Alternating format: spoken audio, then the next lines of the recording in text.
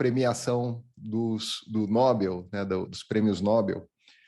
A cada novo outubro, os comitês que são formados pelas coroas da Suécia, da Noruega, distribuem 6 prêmios em áreas diferentes da ciência, da arte e do ativismo humano: medicina, fisiologia, física, química, economia, literatura e o Prêmio Nobel da Paz.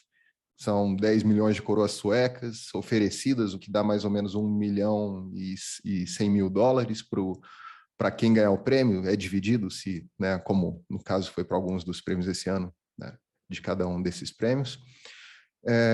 E eu acho que o mais interessante aqui em termos de política mundial, em cada um desses temas eu tentei reunir aqui nessa introdução, né, o que é interessante da gente notar. Na questão da física, a contribuição que os premiou foi o desenvolvimento do conhecimento sobre a interferência humana na mudança climática, a criação de modelos para compreender isso bem, né, que nos coloca justamente nessa era do antropoceno, conceito tão comum e importante no estudo de relações internacionais contemporâneas, né, essa era geológica caracterizada pela interferência humana sobre o clima. O prêmio de literatura foi dado ao tanzanês Abdulrazak Gurnah, né, que, nas palavras do comitê, foi premiado por sua incursão intransigente e compassiva sobre os efeitos do colonialismo e do destino do refugiado no abismo entre culturas e continentes. Eu achei muito interessante, né, esse prêmio, e assim, você, nosso ouvinte, nosso espectador, também gosta de literatura, né, ficou curioso, eu fiquei muito curioso, né, não conhecia, procurei livros já em português aí dele, parece que tem um livro traduzido para Portugal, né, acho que Junto ao Mar, né, mas parece ser assim, as narrativas dos livros. Eu vi uma matéria, algo muito interessante. A Aline, nossa, aqui é a mais interessada nesse tema dos imigrantes e refugiados, né, deve ter também alguma coisa a falar já sobre isso. Então, deixe seu comentário aqui, se você curte, já conhece, já leu, né, está interessado em ler, deixe seu comentário aí para a gente, né, saber de vocês. O Prêmio Nobel em Economia também foi muito importante, né, do ponto de vista da política. Os ganhadores dos prêmios foram reconhecidos pelos estudos causais de relações econômicas, e um deles mostrou que, contra a teoria neoclássica, monetarista, aquilo que se chama de ortodoxia na economia, o aumento do salário mínimo não causa sempre o crescimento do desemprego, como era afirmado.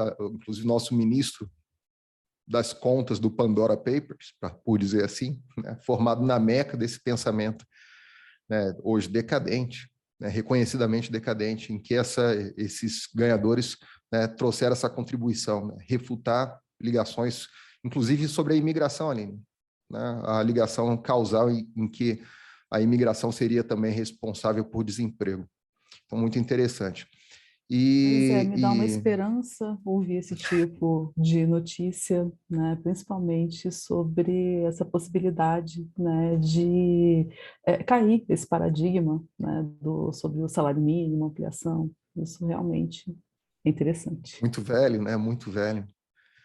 E, por fim, né, um reconhecimento, né, também muito importante do Prêmio Nobel da Paz, que talvez seja aquele que mais diretamente nos interessa, que foi dado para os jornalistas, né, a jornalista filipina Maria Ressa e o russo Dmitry Muratov, né, obviamente por terem defendido liberdade de expressão em contextos tão complicados quanto ambos vivem, né? Eu também pude ver aí nessas matérias que saíram essa última semana, que o último prêmio dado a jornalistas foi a um alemão, que resistia à crescente nazista nos anos 30, Karl von Ossietzky. Em 1936 ele já era preso, morreu 2 anos depois, né, por consequências ali do tratamento na prisão.